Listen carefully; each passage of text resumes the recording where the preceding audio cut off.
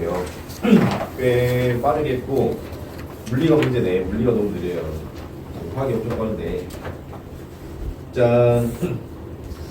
시간 남으면 문제 다 풀어줄게요. 배기 쪽으로 가봅시다. 분자의 극성. 무극성 분자, 극성 분자. 자, 무극성 분자 한번 봐볼게요. 분자 내 전하가 고르게 분포해서 쌍극자 모멘트가 0인 게 무극성 분자예요. 그래서 무극성 분자는 쌍극자 모멘트가 0인 거, 모멘트 0인 거. 그래서 만약에 같은 애들끼리 붙거나 혹은 다른 애들끼리 붙었는데 대칭을 떼는 거. 알았죠? 다른 애들끼리 붙었는데 대칭을 떼는 거. 그 대신 조건이 있습니다. 여기 한번 보시면 만약에 H 쓰면은 비공유 전자쌍을 중심으로 대칭을 뜨고 있긴 한데, 알았죠? 비공유 전자쌍이 있으면 비공유 전자쌍이 있으면 가만히 있지 않아요. 알았죠? 무조건 중심 원자에 비공유 전자쌍이 있으면 극성 물질입니다. 쌍극자 모멘트가 0이 안 됩니다. 쌍극자 모멘트가 0이 안 됩니다. 예전에는 이유를 물어봤었는데 요즘 안 물어보더라고. 이 정도 알면 될 것 같습니다. 알았죠? 이 정도 알면 되겠다. 자, 극성분자 분자 내 전하가 고르게 분포하지 않아서 분자의 쌍극자 모멘트가 0이 아닌 분자. 뭐 때문에 그래? 뭐 때문에? 물어봐 빨리. 아니 뭐지? 쌍극자 모멘트가 0이 안 된다고 해서 저게 뭐의 이유예요? 0이 뭐라고? 저 뭐지 저거 중심 원자쌍에 비공유 전자쌍이 있으면 쌍극자 모멘트가 0이 안 된다고 했잖아요. 저게 무슨 뭐의 이유예요? 뭐의 이유냐고? 0이 안 돼서 그러면 이제 어떻게 되냐면 그러면 이제 이 친구들은 극성 분자가 돼. 극성 분자가 된다. 그러면 무극성 분자는 안 된다. 무극성 분자는 된다.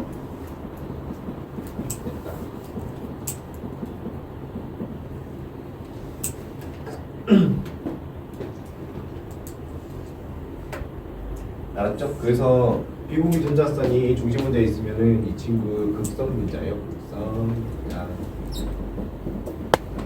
그러면 극성 분자랑 무극성 분자가 특징이 있을 거 아니야, 그렇지? 극성 분자랑 무극성 분자 특징이 뭐냐면 플러스 전기를 보내줬을 때 이쪽으로 극성 분자를 흐르게 하면은 극성 분자가 플러스에 달라붙으려고 합니다.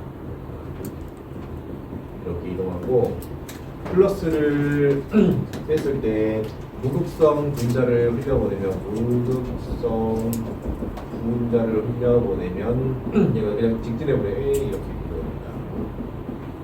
알았죠? 전기랑 반응하냐 반응 안 하냐?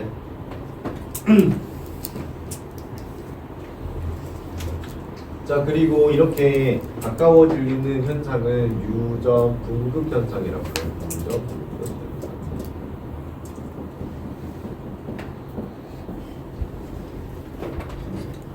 쓸게 내일 어두워. 아, A4 자, 혹시 쓸 거 없으신 분선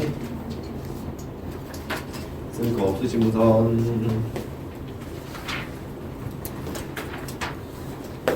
좀 따뜻한데? 너무 따뜻해요. 무거울 것 같아요. 그래, 그러니까. 잡을 것 같아요. 이번 수요일 날 공부하러 오라니까 또 와. 이현아 학교 다닐 때 야자 해 안 해? 안 해? 오케이. 시험 기간에 많이 올 수 있겠다. 근데 우리 그냥 계약하고 2주 동안 강제하자. 순덕이면 야자 맨날 해야 되는데. 오케이. 맨날 중간입니다. 너무 좀 진상인 같아. 좀. 학교가 진상이네. 그러니까 학교가 너무 진상이야. 여자친구랑 헤어졌는데 여자친구가 맨날 연락하는 거야. 아, 약간 그렇다고 약간 지적있다. 너무 지적이. 너무 지적이. 다들 이제 고등학교를 가게 되는군요.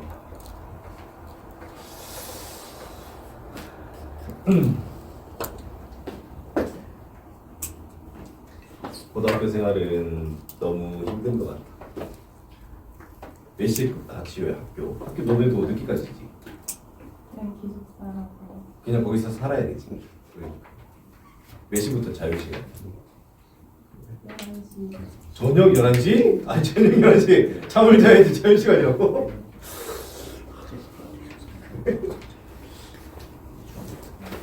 그 확실히 학교에서 기숙사 생활하면 둘 중에 하나예요. 공부를 엄청 열심히 하던가 아니면 엄청 놀던가. 그게 맞지? 제가 그래서 중학교 전학까지 아 그지. 근데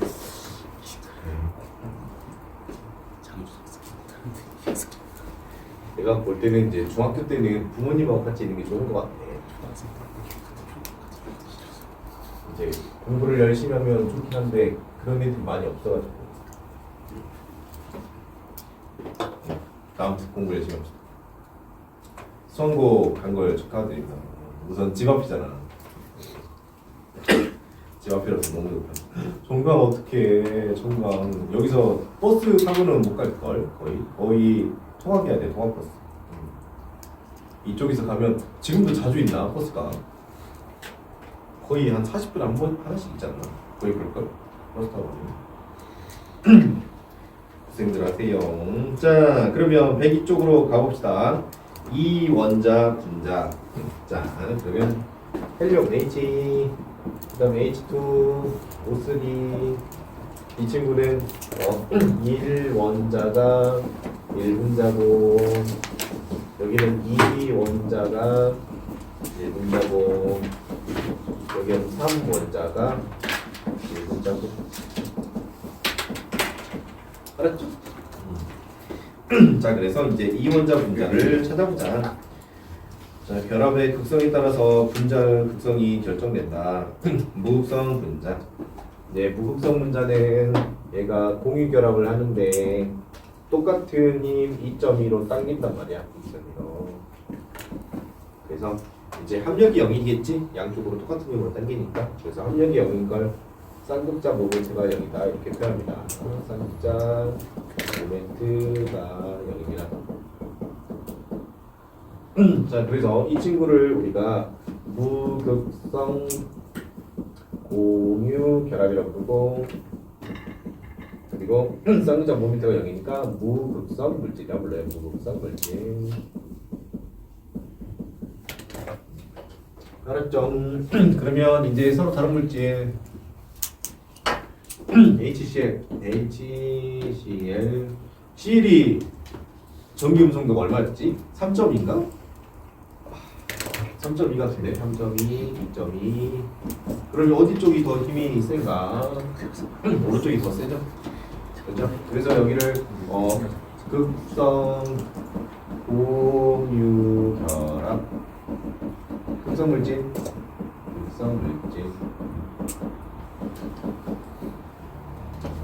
됐죠?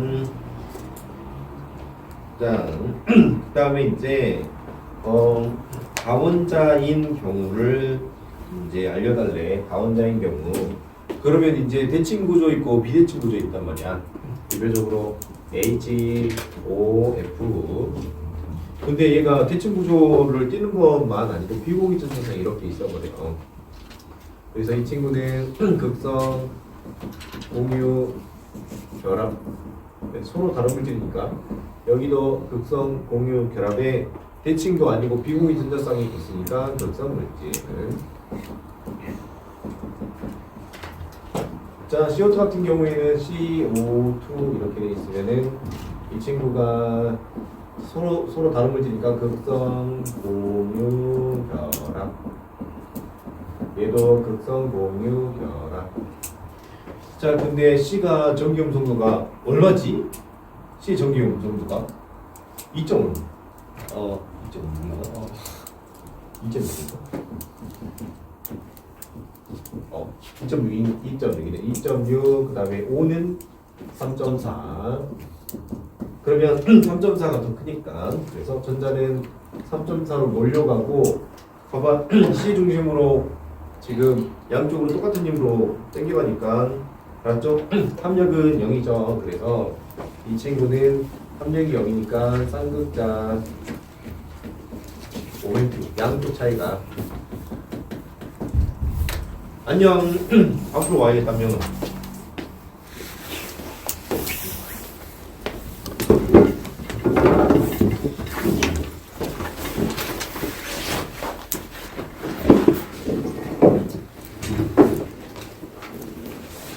쌍극자 모멘트 그러면 가보자. 3.4랑 2.4로 빼면 얼마야? 0.8만큼 당기고 여기도 0.8만큼 당기거든.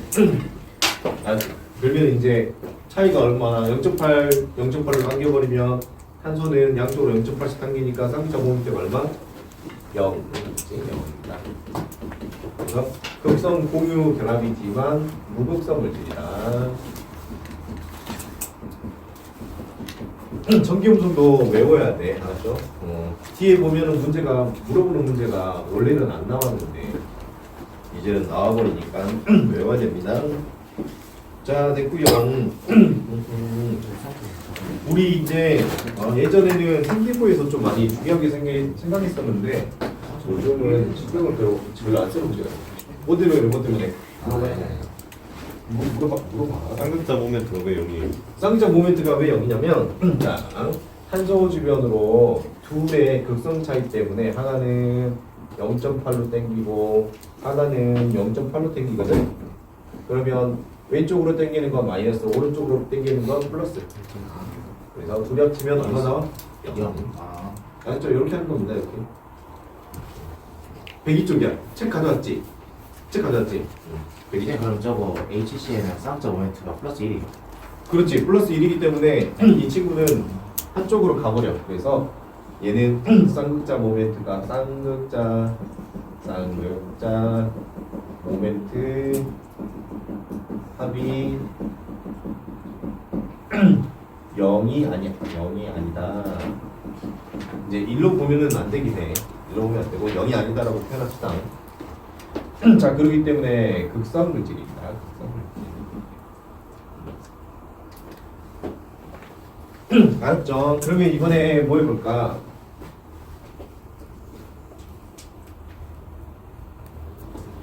B 그 다음에 저기 뭐냐 플로린 이렇게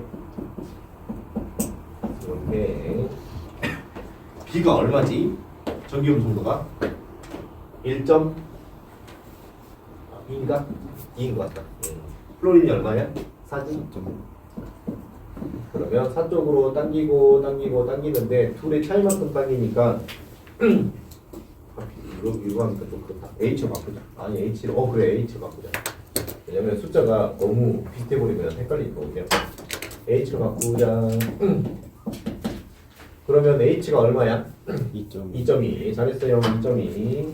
2.2로 바꾸면 그러면 둘의 전기음성 차이가 얼마예요? 0.2. 그래서 0.2만큼 서로 당겨요. 0.2만큼. 그러면 이제 B를 중심으로 음성도 차이 0.2로 당기게 되면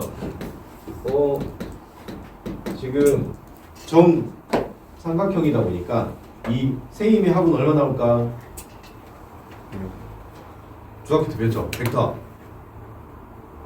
다 똑같은 각도로 끌어당기면 세 힘의 합은 얼마 나와요? 0. 그래서 전기 음성도 합이 0이 나옵니다. 맞죠? 평형 사다리꼴 그때 안 가? 우리 중학교 때 배웠던 두 힘의 합은 평형사비를 그려가지고 이렇게 되십니다. 그죠? 그래서 이 힘하고 이 힘의 합이 얼마 나와요? 0이 나오죠? 이거 혹시 알아요? 몰라요?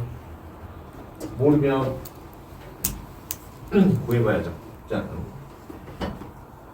그러면 한 점을 기준으로 0.2만큼 당기고 이렇게 0.2 이렇게 0.2 당길 때 그러면 얘를 이렇게 해가지고 여기 사이각이 얼마 나오면 60도 여기 사이각은 얼마 나와? 60도 자 그러면 x축으로 이만큼 y축으로 이만큼 x축으로 이만큼 y축으로 이만큼 할 때 여기를 x1 여기를 x2로 하면 서로 대칭이지 대칭이면 합치면 얼마 나와? 0 나오죠 오케이 두 힘은 0이 나오고 그러면 얘가 이렇게 가는 거랑 이렇게 가는 것만 나왔네 여기가 직각삼각형이고 그러면은 요렇게 하면은 요 길이랑 여기 똑같지 그렇죠? 그럼 여기를 얼마나 했어? 0.1라 했잖아 0.2 곱하기 그렇게 하지 말고 코사인 60도는 요렇게니까 0.2분의 여기를 알아요 몰라요? 모르죠 지금 구하고 싶어 네모 됐죠? 네모는 그러면 코사인 60도면 얼마야? 2분의 1 그래서 2분의 1 네모는 0.2 곱하기 2분의 1이니까 네모는 얼마 나와? 0.1 나오네 맞죠? 그래서 여기 힘의 크기가 0.1이고 그럼 여기도 힘의 크기 얼마야? 0.1이니 맞죠? 0.1 더하기 0.1 하면 여기는 합 힘은 얼마? 0.2 그래서 정다각형으로 당기면은 합이 얼마 나와야 된다고 그러면 0이 나와야 돼 알았죠? 정다각형으로 당기면 합이 0이 나와야 돼요 오케이 자 됐죠? 그래서 B는 이렇게 당기는 정기음성도 이렇게 당기는 거 이렇게 당기는 정기음성도를 다 더하면 0 나와요 오케이 정기음성도 합이 0이면 쌍극자 모멘트 합도 0이 나옵니다 알았죠? 쌍극자 모멘트 합도 0이 나옵니다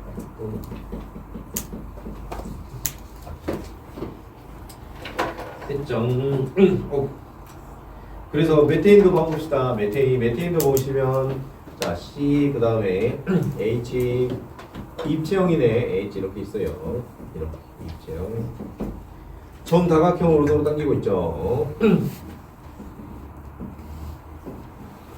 그래서 이제 탄소가 몇이었지? 전기음 정도가 2.6 2.6 H는 2.2 둘의 차이는 얼마 나와요? 0.4 그래서 탄소를 기준으로 0.4씩 힘으로 당긴단 말이에요 서로 0.4 0.4 0.4 그래서 정다각형이니까 당기는 힘의 크기를 다 더하면 얼마 나온다? 0 나와요 맞죠? 그래서 이 친구 전기 음성도 합이 얼마 나온다? 전기 음성도 합이 여기 나온다. 맞죠? 그러면 쌍극자 모멘트 합도 얼마 나온다? 쌍극자 모멘트 합도 여기 나온다. 됐죠? 알았어요? 자, 간단히 적어주세요.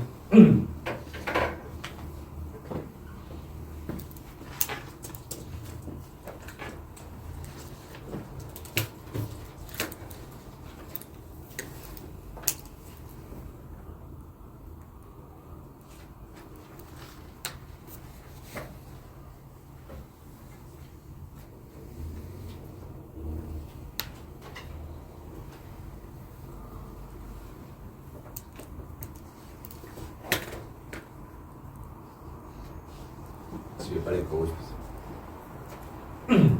핸드폰을 막 저는 집에 가고 싶어요. 스푼이야기가 있어요. 내일 토요일에 저는 내일 9시 반에 출근해서 10시에 갑니다. 30분 수업하는데 12시간 30분 하더라고요. 선생님을 2분 모셔야 되는데 한 분 오셨는데 한 분은 더 어떻게 모시지? 오셨어요? 한 분 오셨어. 근데 몰라. 출근해봐야 할 것 같아. 아 저는 저번에도 출근 안 하시고 집에 가셔가지고 1월 30일 이렇게 오실 건데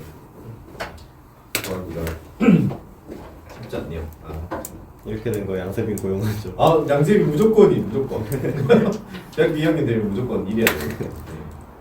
그럼 저는 시킬 생각 없어요? 뭐라고? 저는 시킬 생각 야, 없어요. 너 할 게 없잖아. 뭘 시키지? 시킬 거 없어요 진짜. 저는 수업을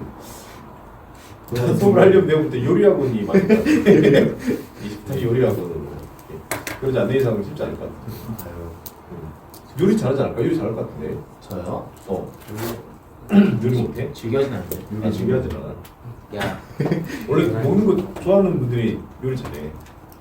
뭐지? 파스타 먹고. 원래 그리고 그 자기가 먹는 걸 좋아해야 남한테 맛있는 걸 해줘. 그거 집에서.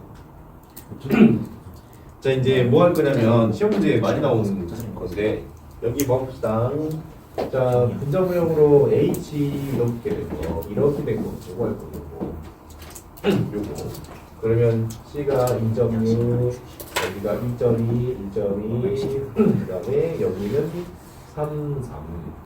그러면 이쪽으로 올라가는 게 0.8, 여기로 올라가는 게 0.8, 이쪽으로 가는 게 0.4, 이쪽으로 가는 게 0.4. 그래서 이거 보니까 대칭 맞죠? 그죠? 대칭 맞죠? 근데 조심해야 될 게 있어요. 이 친구는 이제 화학식으로 적은 거고, 이 친구의 분자 모형으로 가면은 탄소 중심으로 이렇게 0.8 그리고 이렇게 0.8입니다. 원래 입체형이니까 그렇죠? 입체형이고 그 다음에 이제 진짜 화살표 잘못했다. 여기 탄소로 가야 되는데 탄소가 어느 정도가 더 크니까 탄소가 어느 정도가 더 크니까 자 그리고 이제 H랑 H가 지금 그러면 H가 0.8 그 다음에 CL은 이쪽으로 있고 CL 쪽으로 0.4 그 다음에 H가 대각선으로 이렇게 있어야 되잖아. 그게 0.8 그리고 이쪽으로 0.4. 자, 이게 오해할 수가 있는데 저 그림을 자, 요 두 개 보이죠? 요 두 개가 얘가 CH 거, 여기도 CH 거, 여기는 CCL 거, 입체형이 이렇게 되니까 알았지? 이렇게 되니 오케이. 요 두 개의 합력 방향이랑 이 두 개의 합력 방향이 그죠? 길이가 똑같아야 되잖아. 길이가 똑같은데 길이가 지금 같아 달라? 0.4, 0.4, 0.8, 0.8로 길이가 다르죠? 이해됐죠? 그래서 분자무형이 입체형이니까 화학식에서는 대칭이더라도 여기서는 대칭이 될 수가 있다 없다? 없다. 이해 갔죠? 자, 요 두 개 압력이라고 요 두 개 압력이라 하면은 이쪽으로 살짝 올라가 있는 거야. 압력이. 오케이. 요 두 개 압력이 큰 이 두 개 압력이라 한다면 여기 길게 나와 있어. 알았죠? 근데 얘는 튀어나와 있고 얘는 들어가 있으니 합력 방향이 0이 될 수 있다 없다? 없다. 알았죠?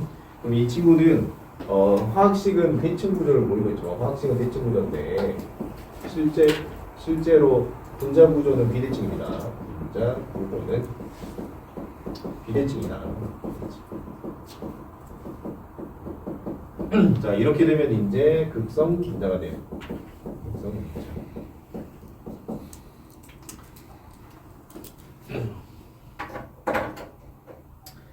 그래서 극성 분자 조건을 보면은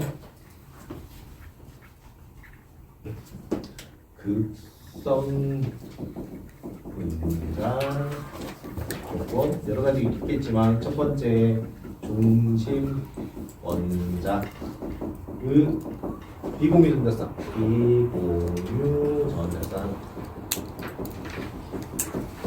두 번째 원자 종류가 세 종류 이상 되면 무조건 비대칭이 될 수밖에 없어. 원자 종류가 세 종류 이상이면 대칭 구조를 만들기가 거의 불가능해요. 알았죠? 그 다음에 전체가 비대칭입니다.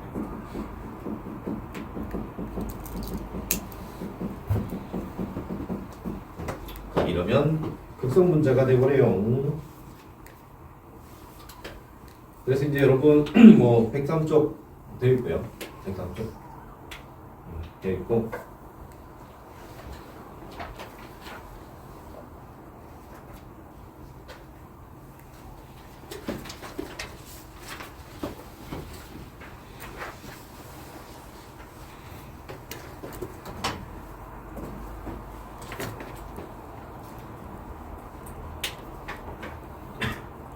(103쪽으로) 가봅시다. 103쪽. 103쪽 앞에서 설명해줬으니까 사실상 끝났고, 여기 플러스가 이렇게 있고 입자가 이렇게 분자가 오면은 분자 한쪽이 마이너스고 플러스고 이렇게 됩니다. 이 친구가 극성일 때, 알았죠? 극성일 때 그러고 이렇게 플러스 마이너스로 나열되는 이거를 무점 분급 현상이라 불러요. 알았죠? 무점 분급 현상. 그리고 무극성 물질은 전기장애 잘 반응하지 않아요. 맞죠? 전기장애 잘 반응하지 않아. 잘 반응하지 않는다면 반응할 수도 있다는 이야기네. 고3 때 배울 거예요. 지금 뭐라 돼요? 넘어가 봅시다. 자, 104쪽. 자, 지금 왼쪽에 보니까 헥세인 어디서 많이 본 것 같죠? CnH2n 플러스 2. 그죠? 104쪽. 헥세인. 자, CnH 2n 플러스 2 중에 하나인 헥세인 C 6H14 이거 알았죠? 그 알케인 탄화수소는 다 대치 구조를 띠기 때문에 대부분 무극성이에요. 알았죠? 그리고 탄화수소 있잖아요. 탄화수소 C1H4 그리고 C2H6 그 다음에 이제 탄소가 많아지잖아. 탄소가 많아지면은 건강에 안 좋아요. 그래서 그 이제 우리 향수 같은 거 뒤에 보면 성분 물질에 보면은 탄화수소가 막 5개짜리 6개짜리 막 있는데 그런 향수가 건강에 별로 안 좋습니다. 그리고 방향제도 그렇죠? 방향제도 별로 안 좋으니 혹시 이제 그런 거 살 때 향 같은 거 살 때 있지. 그럴 때 그런 거 좀 피해야 돼요. 그렇죠? 그리고 특히 그 CH3OH 얘는 메탄올인데 그것도 알려줘야겠다.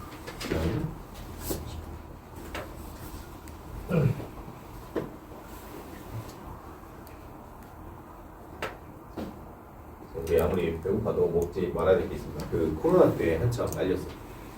코로나 때 그 러시아 애들이 특히 좀 무식하잖아요. 박쥐. 박쥐. 박쥐는 좀 약간. 자, 우리 보면은 CH 이렇게 생긴 거. 알았죠?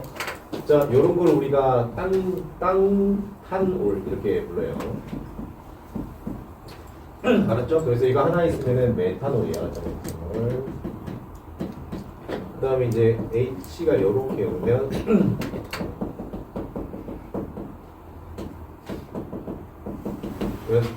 이 친구는 에탄올 우리가 불러요. 에탄올. 얘가 CH3 OH 여기는 C2H5OH 이렇게. 알았죠?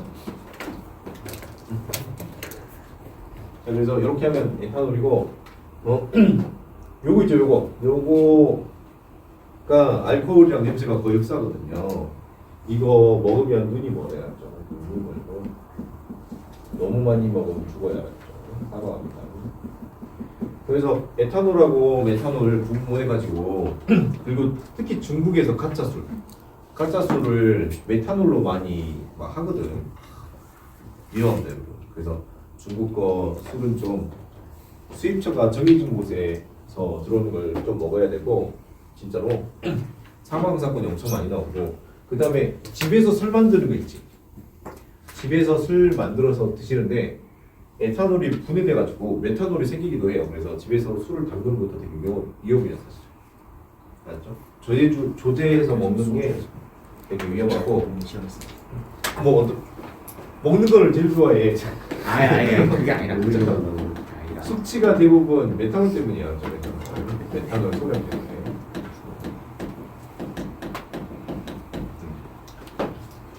알았죠? 그래서 아예 쓰지 마세요. 아예. 특히 뭐에 많이 쓰이냐면 손소독제 잘 보면은 메탈로 들어가 있는 게 많아요. 그리고 우리 와이퍼 뭐지? 와이퍼 이거 왔다 갔다 하는 거 뭐라 하는 거? 와이퍼 닦을 때 왔다 갔다 하는 거. 그게 와이파이요. 그 액을 뭐라 하지? 아, 워셔액. 워셔액. 워셔액 맞죠? 워셔액. 근미량도 다 영향을 주니까 맞죠? 가능하면 쓰지 맙시다. 그리고 예전에 한번 놀러 갔다가 암살 당할 뻔했는데 그분이 잘 모르셔서 그런데 그 연료로 많이 씁니다. 연료로 CH3OH를 많이 써요. 근데요 그 가족끼리 그 숯불구이 해 먹으러 갔는데 그 아저씨가 저를 담그려고 딱 보니까 그 연료 통에 해골 표시가 분명 있는데 네, 저 갈 뻔했습니다. 이게 진짜 진짜 조심해야 돼요. 알았죠? 해골 표시가 분명 있는데도 불구하고 네, 메탄올 위에다가 부어서 먹을 뻔했어요. 사람들 잘 모르니까 연료를 많이 쓰는데 이 밀폐되어 있는 곳에서 쓰면은 사망합니다. 그래서 밀폐되어 있는 곳에서 사용하면 사망해요. 사람들이 잘 몰라서 그냥 써. 학적 지식이 많이 있지 않은 이상. 알았죠? 이거 좀 진짜 의외로 좀 위험해. 알았죠? 집에서 술 담가서 드시지 마시고 가능하면 사 드세요. 알았죠? 사서 드시는 게 좋고 그 정제가 잘못된 막걸리에도 많이 들으십니다. 정제가 잘못된 막걸리. 알았죠? 그러니까 발효하는 과정 내에서 많이 만들었죠. 발효하는 과정에서. 알았죠? 자, 그래서 그 우리나라에서 술 함부로 만들면 불법입니다, 여러분. 아, 그래요? 불법이야. 옛날에 그런 썰이 있는데 누가 그 술 잘못 빚었는데 그 일제 강점기 때 누가 술을 잘못 빚어가지고 그 동네 그 일본 순사들한테 갔는데 다 많이 죽었대. 본인이 독립을 운동하려고는 하는 건 아닌데. 이거 진짜 무슨 일이야. 알았죠? 그래서 주정사고라고 많이 나요. 알았죠? 자, 104 쪽으로 가봅시다. 104 쪽 끝나면 좀만 쉬었다 하게. 자, 그래서 이제 분자의 극성과 용해성. 자, 보면 이제 극성 분자는 극성이 높습니다. 알았죠? 극성 분자는 극성에 높다. 무극성 분자는 무극성이 녹아요. 무극성에 녹는다. 그러면 기름때는 어떻게 할까요? 기름때는 뭐로 씻지? 물로 씻지? 물로 씻을 건데 기름은 이거 무극성이거든. 물은 극성이거든. 생물 하시는 분 알 것 같은데. 생물 하시는 분들은 그래서 비누가 한쪽은 친수 한쪽은 그 뭐냐 그 소수성 한쪽은 소수성 그래서 한쪽은 극성 한쪽은 무극성 해가지고 같이 섞어줘요 비누가. 알았죠? 자, 그 다음에 극성 분자의 끓는 점하고 녹는 점. 자, 우선은 분자 간 인력이 극성이랑 무극성 생각해보면 무극성 생각하면은 극성 서로 플러스 마이너스 붙는 게 더 커요. 알았죠? 붙는 게 더 크고.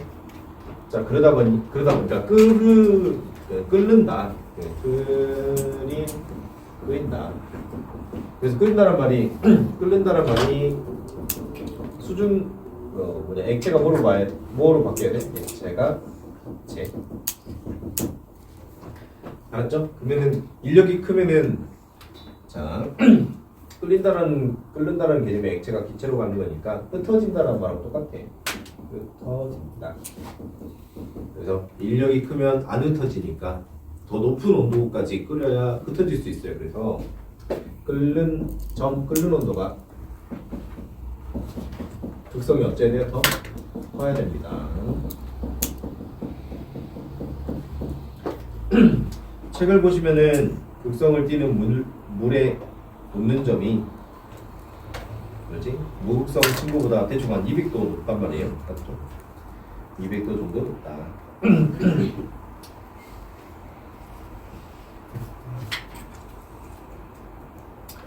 자, 그래서 이제 극성을 활용한 백선 조면 아래 전자레인지 물 분자를 진동시켜 가지고 열을 발생시킨다. 마블링, 물과 유성물감이 서로 섞이지 않는 것을 활용해서 마블링 기법으로 그림을 그린다. 드라이클리닝, 지금 쇼트하다. 자, 드라이클리닝 보면은 물 대신 기름을 이용해 가지고 물에 들어있는 기름을 녹여서 빼내요. 알았죠? 숙제는 107, 108, 109, 110쪽. 좀만 쉬었다가 합시다.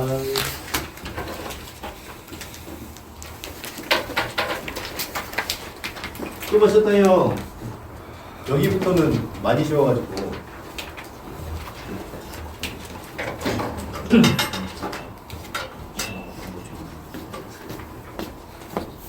뭐라고 계속 하는 거야. 그게 너무 지않아. 갖고 오는 가능한 것 같더라고. 아 근데 뭐라? 어렵다. 이럴 줄 알았으면 평소에 좀 친하게 지낼 거야. 이럴 줄 알았으면 좀 친하게 지낼 거야. 그래. 먹을 것 좀 나눠주고 그래도 있어. 왜 짜는 것 같아? 짠. 페이지는 화평형 갑시다. 126쪽. 화평형. 너무 빠르네. 빨라도 문제네.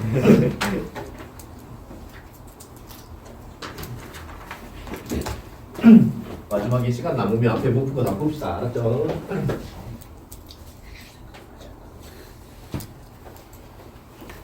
강의입니다. 3단원을 들어가서 3단원 플러스 강의이고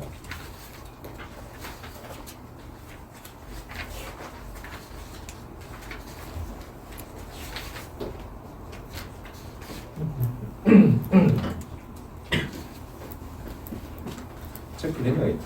이제 내준 거랑 안 내준 거랑 126점 가역 반응 비가역 반응 정관과 역반응 자 정관과 역반응 예를 들어가지고 EH2 플러스 O2가 있는데 만약에 EH2를 우리가 하겠다.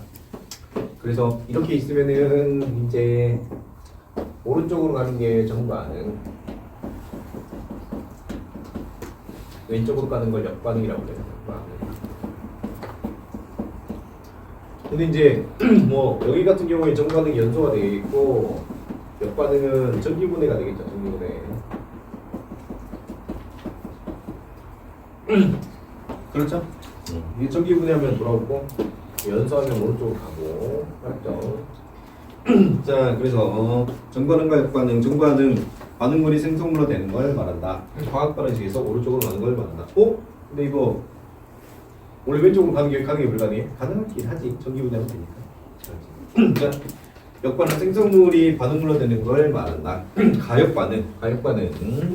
자, 반응 조건에 따라서 정반응, 역반응이 모두 일어날 수 있는 걸 말하는데 대표적으로 뭐 있을까? 물리변화가 대표적으로 가역반응이에요. 대표적으로 뭐 있을까? 물이 수증기가 되고 물이 수증기가 되고 수증기가 다시 물로 되는 맞죠? 이걸 우리가 가역 반응이라고 불러요. 자, 염화 코발트 봐봅시다. 염화 코발트는 푸른색 염화 코발트는 건조시키면 붉은색으로 바뀌고 붉은색 염화 코발트는 다시 물을 집어넣으면 푸른색으로 바뀌어요. 알았죠? 자, 그래서 얘가 대표적인 이제 가역 반응입니다. COCl2 그다음에 우체 물하고 섞으면 그럼 얘가 이제 붉은색 코발트 뭐야? 물하고 섞으면 붉은색 응? 아 맞네. 푸른색 염화 코발트 종이를 물에 묻히면 그런 붉게 변하고 그 다음에 붉은색을 건조시키면 푸른색으로 바뀌고 알았죠? 푸른색 붉은색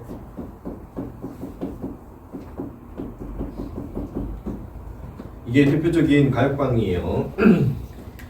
자, 그래서 이제 정반응 볼게요. 염화 코발트에 물을 떨어뜨리면 붉게 바뀌고 그래서 물 6개가 들어가 있는 육수 화물이 되고 그 다음에 역반응 붉은색 염화 코발트를 이제 육수 화물을 가열시켜 버리면 수분이 빠져나가면 다시 푸른색으로 바뀝니다. 자, 황산구리 오수화물 황산구리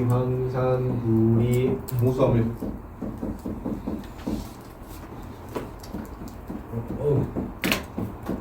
그러면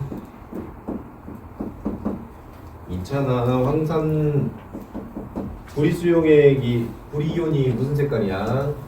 파랑 푸른색이죠. 여기서 구리 이온이 무슨 색? 푸른색. 그래서 이제 물하고 같이 쓰면 푸른색인데 얘를 건조시키면은 이때 구리 화물이 흰색으로 바뀌어요. 알았죠? 흰색. 책에 나와 있지? 밑줄만 꺼줘. 밑줄만 꺼줘도 될 것 같아. 그래서 얘도 대표적인 가역 반응이고 석회동굴 알고 있죠?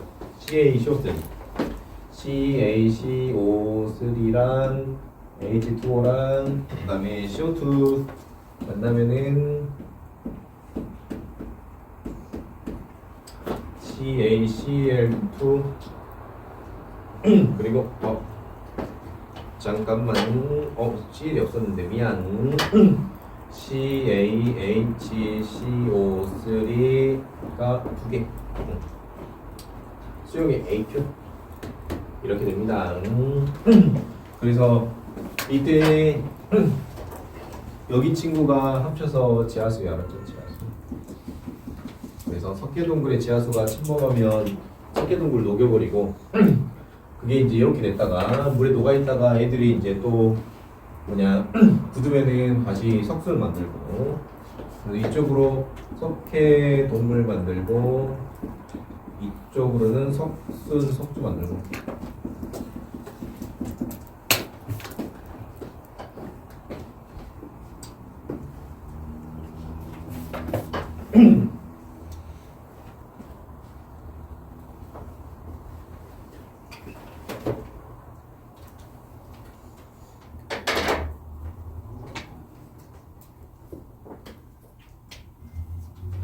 자, 그래서 비가역 반응 한쪽 방향으로만 일어나는 거. 자, 연소 반응, 그 다음에 앙금 생성 반응, 그리고 금속의 산반응, 그 다음에 강산과 강염기 반응.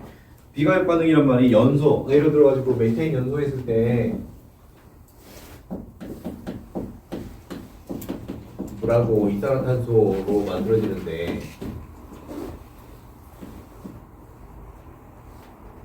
근데 그 역은 불가능하잖아. 물하고 이산화탄소를 놔뒀다고 해서 메테인으로 바로 바뀌지 않죠?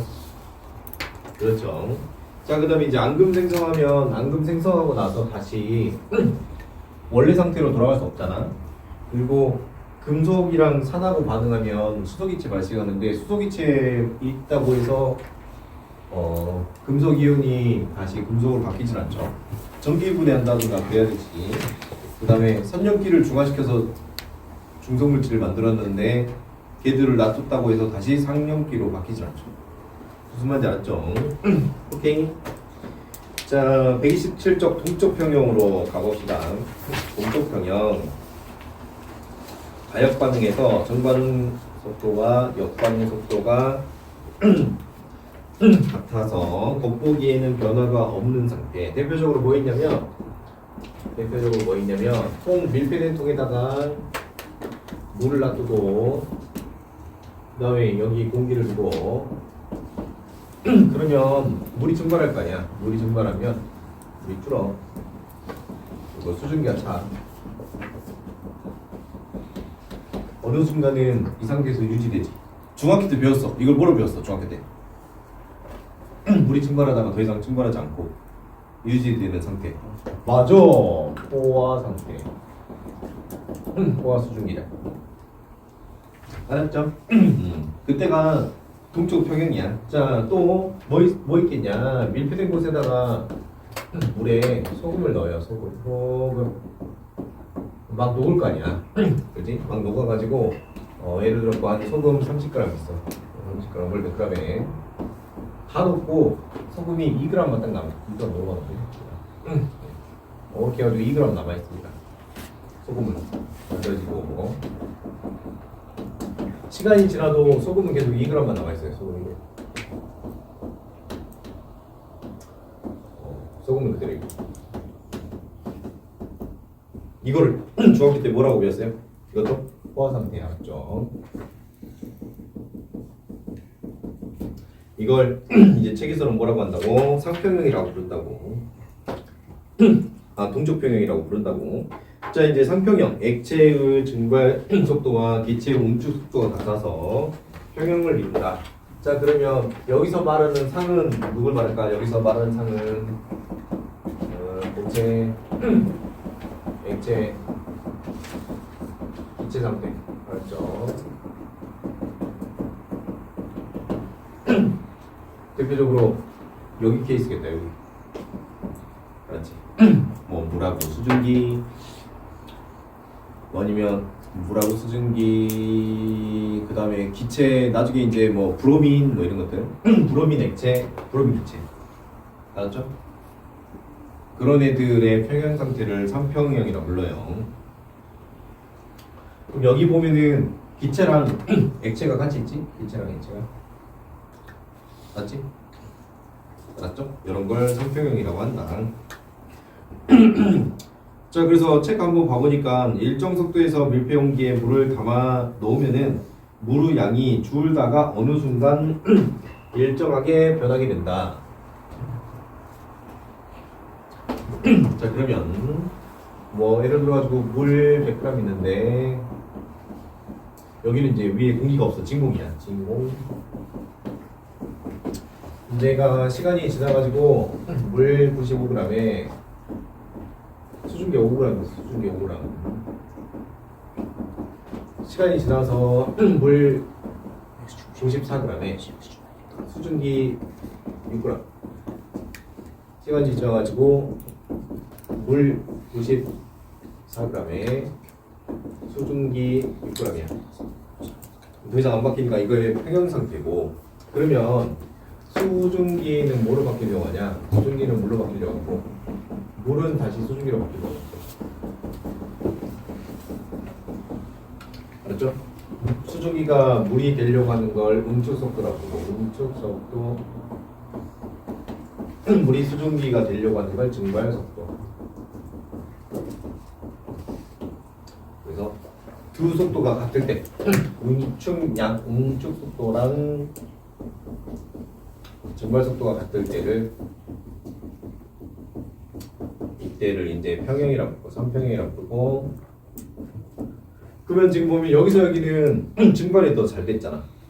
그렇지? 그러면 여기서 여기는 증발 속도가 더 빨라. 움축 속도가. 알았죠? 여러분 책 보면은 뭐 분해돼 있는데 이항시켜서 보면 될 것 같아요. 이항시켜서 보면 처음에는 증발 속도가 빠르고 나중에는 분해 속도 같아져. 알았죠?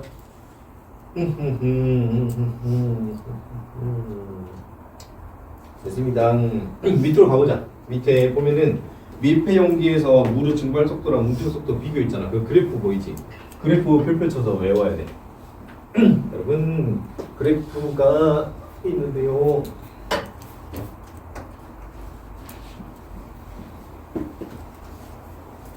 이렇게 증발 속도, 움축 속도.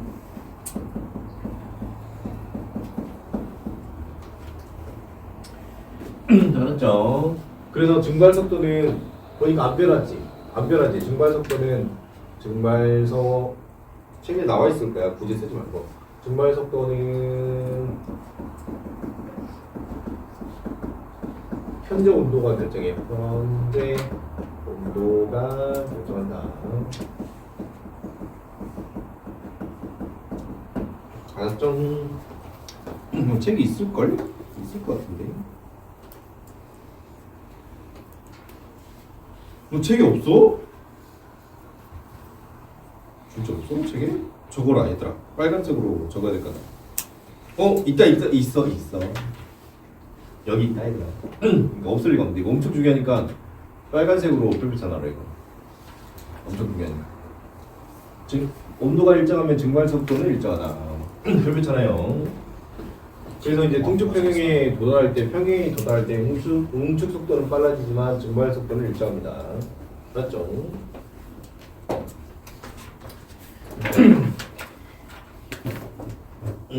잘 나왔습니다. 책 보면 응축 속도, 용기 속 수증기 양이 많아질수록 응축 속도가 빨라진다. 시간이 지날수록 용기 속의 수증기 분자 수가 증가하므로 응축 속도가 점점 커진다. 충분한 시간이 지나면 증발 속도와 응축 속도가 같아진다. 그래서 동쪽 평형 상태가 된다. 그 봤어요, 얘들아 뉴스? 공공의대 된다는데? 공공의대 된대. 그래서 2030년부터 뽑을 것 같아. 공공의대. 2030년이면은 여러분이 지금 우리가 수능 27학년 27학년도에 여러분이 고2 28학년도에 고3 아깝네. 지금 여러분이 27학년도라고 그러거든. 수능은 27학년도에 보니까 28학년도에 고3 29학년도에 대리잖아. 현재 고1들은 재수하면 할 수 있네. 공공의대 생긴대. 다시 4,000명 낸대. 서결증 가운데인데. 아무튼 알았죠? 공공의대 생긴대요, 여러분. 그래서 다시 의대생 30명으로 다시 돌아간대요. 좀 어차피 의대요. 빨리 상관없어요. 아 그래 고민할 필요가 없네. 간단하네. 현재 고1은 의미가 있네. 현재 고1은 정시로도 갈 수 있네. 현재 고1.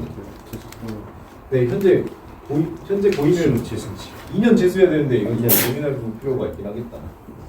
그러면 재입학으로. 근데 야 남자애들은 괜찮겠네. 군대 갔다 오면 괜찮겠네. 군대 갔다 와서 재수. 수시로 쉽지 않은데? 너 지금 갔다 와. 괜찮아. 저 아직 나이 안 되는데요? 그래? 미리 땡기면 안 되나? 지금 면접 받을지도 모르는데. 면접 받을 수 있어? 아무튼 공공의대 생긴대. 알았죠? 사실 좀더 쪄야 돼. 대충 사퍼면 의대 갈 것 같다. 거의 해보면 거의 사퍼야. 사포라니요.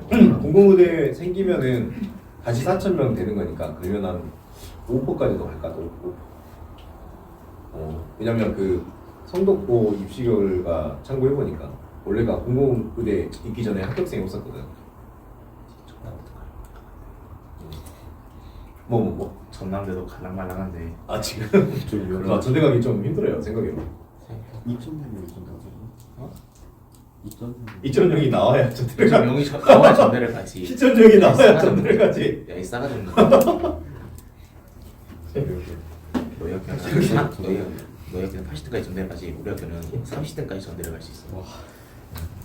맞아요. 학교별로 전대 커트라인이 좀 달라요. 그래서 승덕고 가면 80등, 수항고 가면 30등. 승덕고 가면은 그래도 한 25%에 30%까지도 전대 갈 수 있는데 수학 보면 좀 빡세지. 17%. 17%에서 그 정도 나와요. 학교별로 컷이 좀 달라. 계산법이 달라서 그래. 학교마다 그 대학에서 계산하는 법이 달라서 그래요. 자, 아무튼 생긴다고 하니 혹시 이제 대학교 1학년 때 학교가 마음에 안 들어 그러면 생각해보셔도 됩니다. 대학교 1학년 때. 그 대신 좀 챙겨놔야 돼요. 왜냐면 수능으로 100% 가는 게 아니니까 여러분. 전대면 아마 공공의대면 이제 전대 TO랑 아마 조대 TO가 좀 늘어날 것 같아. 단점이 있어. 단점은 아니지. 그 만약에 전대 쪽 공공의대를 나오면 광주에서 10년 동안 일해야 된다 하더라고요. 전공의로 전문이 합쳐서 10년 동안 뛰겨야 돼. 일할 수 근데 어차피 광주 살면 상관. 시원할 수 있다. 근데 보니까 강원도는 좀 필요하겠다. 강원도 좀 필요해요. 지금 강원도가 의사가 거의 없어가지고. 야 아무튼 알고 있으면 좋죠. 혹시 모르잖아. 기간이 또 당겨질지도 모르잖아. 혹시 모르 빨리 당겨지면 좋지 않을까요? 이왕 된 김에.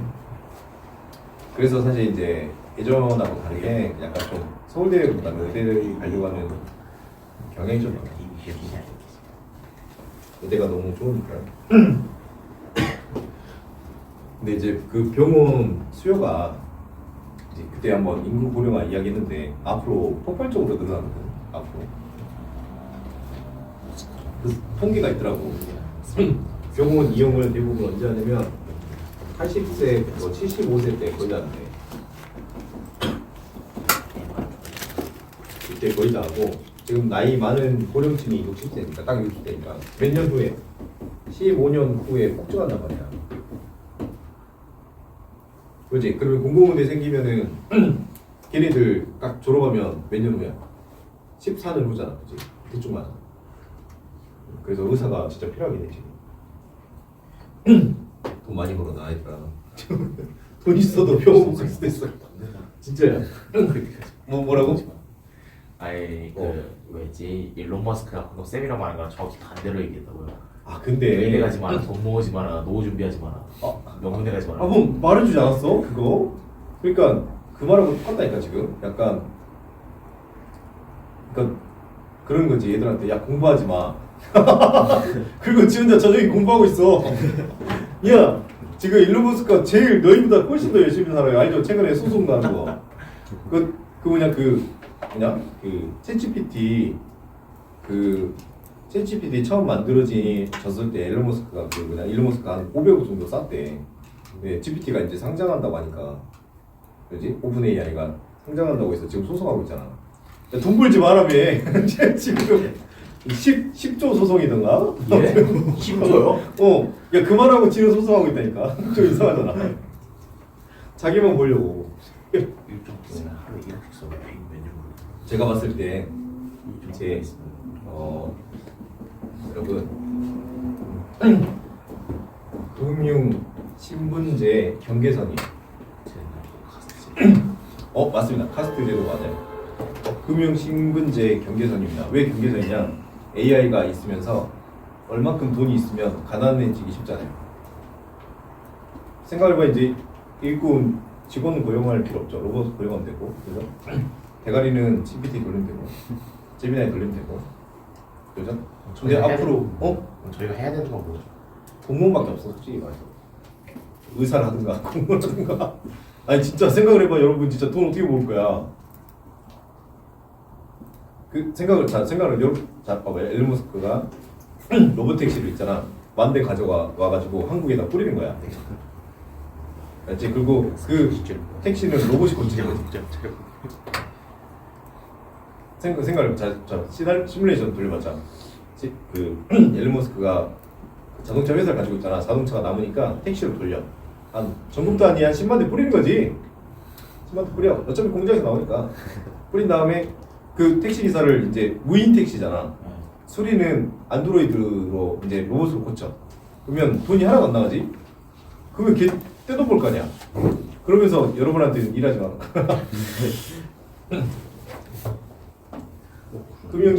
금융 신분제의 경계선에 있습니다. 우리 지금. 되게 중요한 이야기예요. 왜냐면 여기로 올라가면 더 이상 거지가 될 수 없어요. 거지가 안 돼. 여기로 못 올라가면 거지. 부의 역전이 안 되는 한계선이 있어요. 지금. 로봇이나 AI 시대로 넘어가는 게 무슨 말이냐면 로봇으로 무인 시설들을 만들어내면 그러면 인간이 할 수 있는 일이 너무 적어지니. 그렇잖아. 그 경계선이야. 그래서 지금 가난하면 영원히 가난해지지. 지금 부자면 영원히 부자예요. 여러분이 만약에 알파벳 뭐냐 그 구글 주주야. 구글이 무인화를 엄청나게 할 거란 말이야. 알았지? 그러면 구글 주식을 가지고 있으면 거지가 되기 힘든 거지. 근데 구글 주식이 한 주가 막 1,000만 원씩 갈 거란 말이야 나중에. 지금은 얼마나? 지금? 지금은 그렇게 안 비싸. 100만 원 하려나? 한 주에? 현재 100만 원이요? 그 정도 하려나? 알았어 여러분. 그 친구가 그렇게 말하지만 일론한테 전화해가지고 야 집 한 채만 보내줄 거야 안 보내줄 거다. 지는 그렇게 말해요. 그죠? 맞죠? 그래서 제가 볼 때는 조선시대처럼 바뀌지 않을까.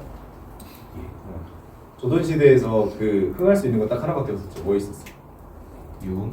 장원 미치. 장원급제. 네. 그냥 돈 벌 수 있는 게 없기 때문에 전문직 이런 거밖에 없어요. 전문직은 없어지지 않아요. 왜 그런지 알아요? 감옥은 누가 가야 돼요. 네 무슨 말인지 알죠? 변호사가 있어야 돼. 그냥 변호사 잘못하면 감옥 갈 거 아니야. 회계사가 있어야. 맞아. 예를 들어가지고 GPT가 회계 돌리다가 회계를 잘못 돌렸어. 그럼 누구는 감옥을 가야 되잖아. 그렇잖아. 회계 잘못 돌렸으면 누구 감옥 가야 되잖아. 그럼 누가 가? 회계사가 가요. 알았죠? 그래서 전문직은 일처리 잘못하면 감옥을 가야 되니까 GPT를 보낼 수는 없죠. 그렇죠. 그래서 전문직은 사라지기 어려워요. 그러니까 수술도 의사가 어느 정도 할 수밖에 없어. 뭐 때문에 그러냐면 의료 책임. 실패하면 그렇죠. 실패하면 누가 책임질 거야. 병원이 책임져. 근데 병원은 감옥을 보낼 수 없잖아. 감옥까지 가야 실패했다고? 그렇다고 그 GPT 서버를 감옥으로 보낼 수 없어. 그렇죠. 그래서 책임자는 결국엔 있어야 돼. 이게 무슨 말인지 알겠나? 버리는 거지. 일은 대체할 거야. 일은 대체할 건데 누가 감옥 갈 거냐고. 그렇죠. 수술 코드가 들어가야 되는데 갑자기 막 장례식 코드가 들어가.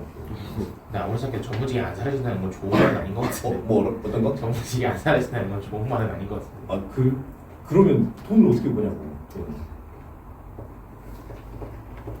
생각을 해봐요. 돈 어떻게 벌어요? 그래서 일론이 그렇게 말을 하지만 과연 테슬라를 공짜로 나한테 줄 거냐? 절대 그럴 리 없죠. 그 친구처럼 돈에 미친 사람 없잖아. 알죠? 회사 날려먹고 그랬잖아. 자기한테 그 회사 주식 안 준다 그래가지고. 뭐 그랬습니다. 주변에 보면 돈 벌지 말라고 하는 사람을 제일 경계해요. 그러니까 학교에서도 공부하지 말라는 친구를 가장 경계해요. 자, 아무튼 그건 그거고. 제가 볼 때는 아마 21세기의 최고의 사기꾼이지 않을까. 일론 머스크가요? 좀 타짜 냄새가 좀 많이 나. 네, 그렇게 하다가 성공한 사기꾼들이 꽤 많아요. 128쪽으로 가봅시다. 영해평형은 설명해줬으니까. 자, 영해평형 잠깐 볼까? 여러분은 큰 갈림길이 있습니다. 매우 큰 갈림길. 이제 제가 GPT랑 제미나이랑 사용을 많이 하고 있는데 확실히 멍청해요. 아직은 괜찮아요. 아직 쓰고 있으면서 이 새끼들 볼 때가 있대. 좀 느껴지거든요. 어느 순간 다행이구나 아직은. 막 검색을 했는데 쩌는데 이게 감정이 많이 들면 내가 GPT보다 못한다니까. 그래서 아직은 여유가 있는데 앞으로 어떻게 될지는 앞으로 어떻게 될지.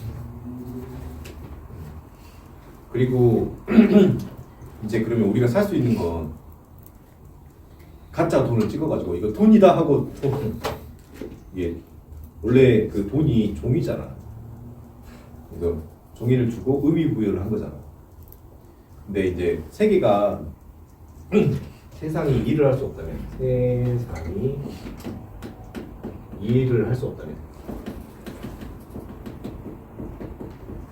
그러면 돈이 필요 없다면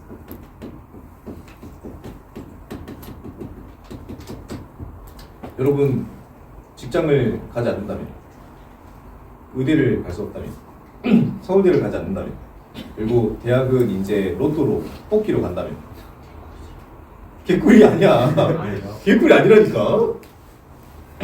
개꿀이라고 생각하면 안 돼. 너가 서비스를 이용하는데 그 상대방을 믿을 수 없다는 뜻이야. 그 안 좋은 사립대를 가면 그 교수님이 전공이 그게 아니야. 막 자동차학과인데 교수님 전공이 요리야. 진짜라니까. 예? 진짜요? 진짜라니까. 그래서 연관이 없는 할수 있어요. 그래서 안 좋은 사립대를 가면 안 되는 거야. 전공자가 그 사람이 아니야. 근데 너가 이제 예를 들어서 내과를 갔어. 그 위가 안 좋아. 그래서 이제 위에 용종을 떼야 되는데 그 의사 전공이 예를 들어서 요리학과인 거지. 파리바게트에서 요리하다 파리바게트에서 빵 만들다 온 거야. 그래서 빵같이 생겼네. 알았지? 무슨 말인지 알았지? 아까 책임자는 쉽지 않다. 전공자여야 된다고 했잖아. 그렇지. 근데 돈이 필요 없는 곳에 책임자가 전공자일 필요가 없잖아. 맞지? 그러면 그 세상이 성립할 수 있을까? 아니야라는 거지. 예를 들어서 이제 우리가 판결을 받으러 갔는데 판사님이 초졸이야 이렇게 돼버리면 그 판결에 여러분이 과연 그 용인이 될 거라는 거냐 이 말이야. 예를 들어서 AI가 너를 처벌한대. 예를 들어서 너무 과식해가지고 막 징역 10년 막 이렇게 시작했대. 그 판결에 너가 과연 용인할 수 있냐 이 말이지. 사이가 부서진다니까. 사이가 부서져요 이러면. 지금도 막 정치인들 보면서 욕하는데 AI가 판결하면 그리고 욕할 데도 없구나 이제. 그래. 걔는 욕을 들어도 데미지가 없어. 걔는 그잖아. 네트워크에서 사는데 데미지가 없지. 와이파이를 주먹으로 칠 수는 없잖아. 그래서 이 생각이 누구나 하나의 역사적으로 딱 한 번 있대. 인류가 돈이 필요하지 않았을 때 딱 한 번 있대. 그때가 로마 시대래. 왜냐면 로마 시대가 착취를 너무 많이 해가지고 로마 시민들은 돈 없이 살았다고. 그래서 배급해주고. 그러니까 걔들이 할 게 없으니까 뭐해? 도박밖에 안 해. 도박. 알았죠? 이게 돈이 필요 없는 세상은 도박밖에 없어요. 도박. 제일 재밌게 살았네. 그래서 글래디에이터들 맨날 알지? 칼싸움 시키고 호랑이랑 막 싸움 시키고. 그 호랑 목사. 알았죠? 근데 도박밖에 없는 세상이 건강하게 살 수 있을 것인가? 그러면 재밌겠다. 그 중학교 1학년 때 빠트코 배우고 중학교 2학년 때 마장 배우고 중학교 3학년 때 격투기 배팅 배우고 고등학교 1학년 때는 이제 코인 배우고. 그래요. 그러면 진로가 갑자기 이러고 있는 도박 다 하면 이거밖에 없죠. 마약. 그 당시에도 있었어요 만약에. 그건 무조건 있지. 알았죠? 그거 또 하나면 이제 그거밖에 없어. 그리고 MDMA. 그래서 내가 볼 땐 어느 순간 갑자기 지위가 있어야지만 자식을 낳을 수 있는 시대로 갈 것 같아. 왜냐면 어차피 이거 봐봐. 어차피 이게 정해져 있어. 계급 도박이 마약 이런 거. 일론 머스크가 말하는 미래야. 자기는 돈이 있으면 자기는 뭐 상관없지. 돈이 있으니까. 그러면 이제 의사도 없고, 이제 판사도 없고, 경찰도 없고, 소방서도 없고, 불나면 다 구경하고 끄지라는 거. 와 그럼 독감 걸리도 죽는 세상인 건가? 그렇죠. 무슨 말인지 알았죠? 그래서 고민해봐야 돼. 결국에는 이렇게 되면 개인적인 생각인데 지금도 약간 그런 게 있어. 여러분 지금도 그런 게 있습니다. 자, 이제 도시가 있고 외부 도시가 있고 외부 도시. 그리고 외부 도시에서 이 도시로 못 들어와요. 출입이 안 돼. 지금은 이걸 뭐로 하냐면 경제력으로 이거를 제한해. 대표적으로 강남. 집값을 다른 동네보다 10배, 20배 올려가지고. 알았죠? 근데 이런 변화가 뭐에서 보이냐면 여러분 요즘 집들 보면은 경비실을 통과해야지만 들어갈 수 있죠. 그리고 번호 눌러야지만 여러분 집으로 들어갈 수 있죠. 그것도 하나의 작은 현상이에요. 예전에는 그런 게 없었거든. 무슨 말인지 알죠? 그러면 나중에 어떻게 될 거냐? 나중에는 화장실 직업이 있으면 들어갈 수 있어. 그쪽에는 그 뭐지 직업 없는 백수들의 성지예요. 이거 여기 이제 직업이 있어가지고 들어갈 수 있는 곳이라 직업이 없는 사람, 무직인 사람들의 도시. 아케인 슈퍼에서. 두 개이 나눠질 거야. 뭐라고? 아예. 무직인 사람들의 도시는 이렇게.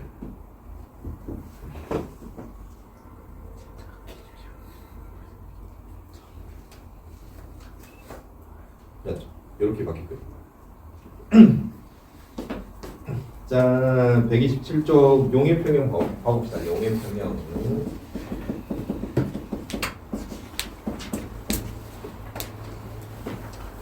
이제 한 20년 후에는 이 일을 해서 돈을 벌었었대 라는 전설이 돈을 벌어서 집을 샀었대. 다녀오세요. 알았죠? 그걸 교과서에서 배우겠죠. 도박하면서.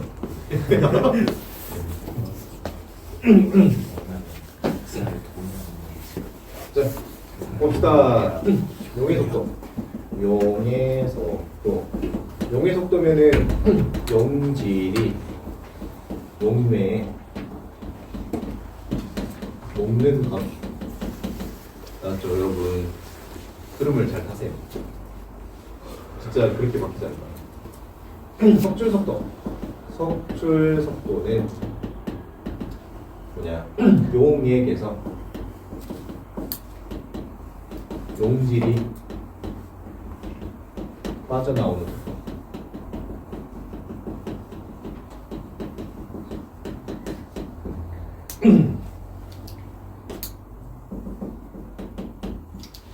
자, 그래서 이 친구도 그래프가 안 나왔나? 그래프가 나와야 되는데 이 친구도 여러분 용해평형도 그래프가 중요한데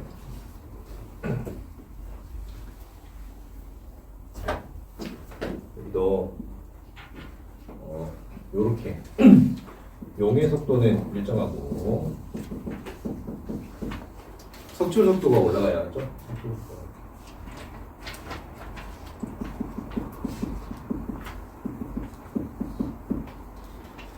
넘어가 봅시다.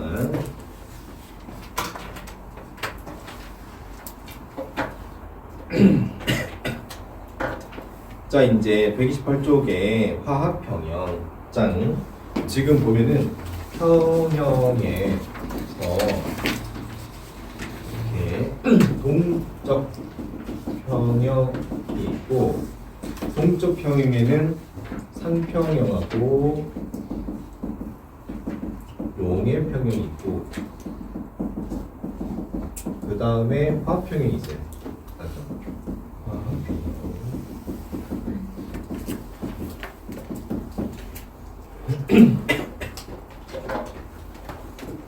알았죠? 여기 있습니다. 근데 슬픈 이야기는 저도 참 피해갈 수 없어요. 학원이라는 것도 역사의 한 켠에 남지 않는. 뭐 애들 있어야 학원이 있죠. 제가 볼 때는 5년 내에서 10년이잖아요. 이제 그때는 나중에 뭐 가르치고 있을까? 아마 가르친다면 주식 지금이니까 그러고 있을 수도 있죠. 저도 피해갈 수 없어요. 아무도 다 피해갈 수 없어요. 이거. 자, 그러니 제가 봤을 때는 2000년까지 살다가 돌아가신 분들이 가장 행복하게 살지 않았을까. 그때가 가장 행복한 시기였을 거예요. 한 1950년 정도에 태어나셔가지고 6.25 딱 끝났을 때. 앞으로는 사람이라고 하는 게 서로 모여서 발전을 일으키는 게 아니고 같은 일정한 자원을 두고, 왜냐면 AI가 다 해버리고 로봇이 다 할 거니까 일정한 자원이 더 이상 추가되지 않고 그걸 다투는 시대로 바뀌는 거거든요. 그래서 사람이 모였을 때 시너지가 일어나는 게 아니고 경쟁이 심화되는 시대로 바뀌는 거니까. 128쪽으로 가봅시다. 화학평형. 가역 반응에서 반응물과 생성물의 농도가 변하지 않고 일정하게 유지되는 상태를 말한다. 지금 보면은 EnO2가 N2O4로 알았죠? 그래서 이 친구가 젓갈색이고 여기가 무색인데 책을 한번 봐봅시다. 일정 온도에서 NO2랑 N2O4가 각각 밀폐 용기에 넣고 충분한 시간을 보내보니까 NO2만 넣고 보내보니 색깔이 옅어져 가지고 오른쪽 그림 보이죠?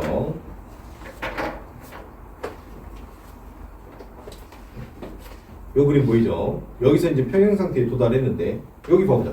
여기도 오른쪽 보니까 평형 상태에 도달했죠. 근데 둘의 색깔이 어때? 거의 둘의 색깔이 지금 거의 같죠. 그렇지? 짠. 뭔가 있나 보다. 뭔가 있나 봐. 지금 첫 번째 갈색병에 이렇게 담겨 있었는데 얘가 시간이 지나고 보니까 얘가 푸른색으로, 아니 푸른색이 아니고 좀 더 옅어졌단 말이야. 그리고 옆에 거 그림을 보니 완전 투명한 색깔이었는데 지금 평형에 도달했을 때 색깔이 이렇게 바뀌어 있는데 이 색깔하고 이 색깔이 좀 비슷한데 혹시 이걸 통해서 뭐라 쓰냐면 평형에 규칙성이 있는 거니까.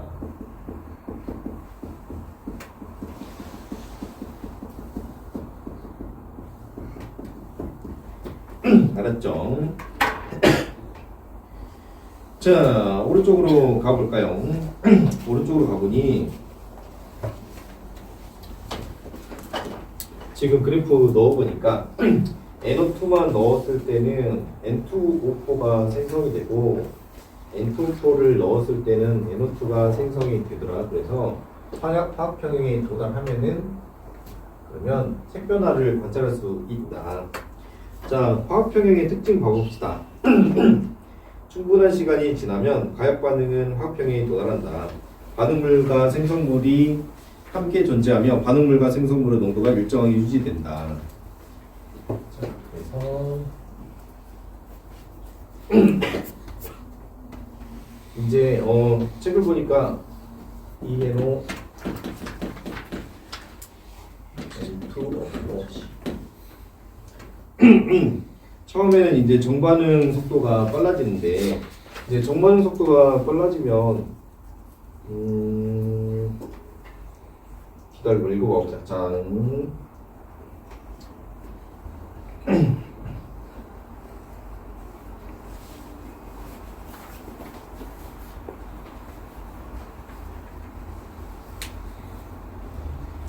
처음에는 이제 여기만 넣었어요.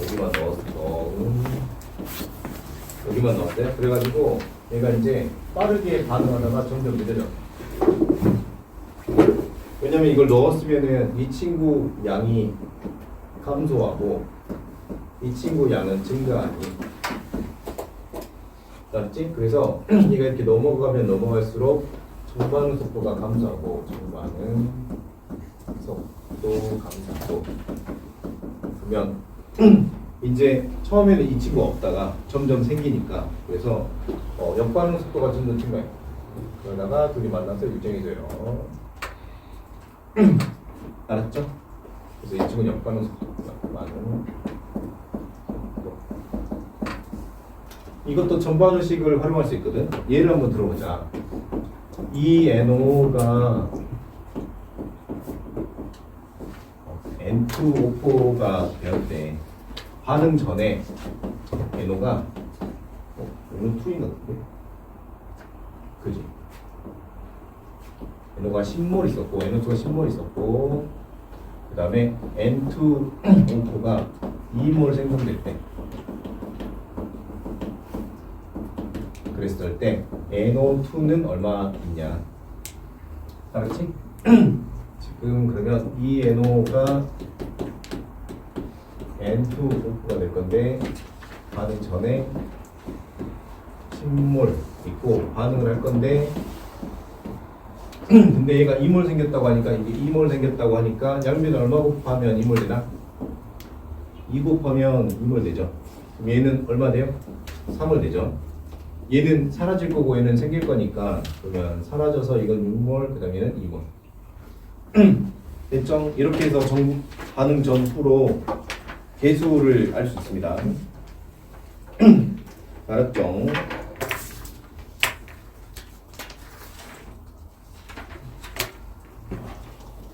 조금만 쉬었다 아까 우리 몇 분이야? 53분이요. 몇 시? 9시. 와 진짜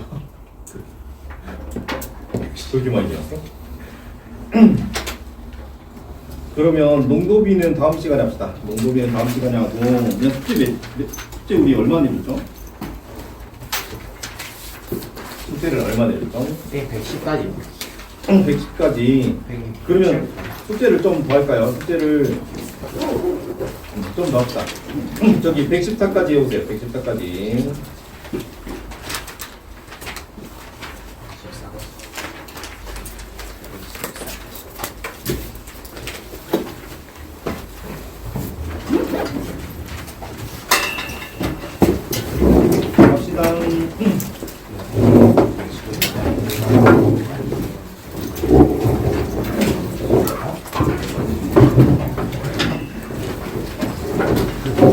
내가 했었어요.